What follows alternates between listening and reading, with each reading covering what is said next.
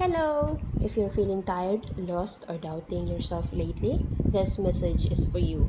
This is not just motivation, this is a reminder nga dili ka nag-inusara. You are not behind. You are not your own timing. Ang kalibutan karon dali kaayo. Everyone's rushing, but life is not a race.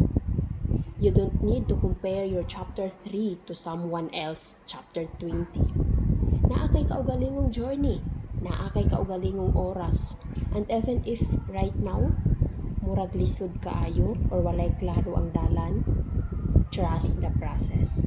Kada buntag nga imong giatubang, kada desisyon nga imong gihimo nga dili mo give up, that's already strength. Success is not always loud. Sometimes it's just you choosing to try again today.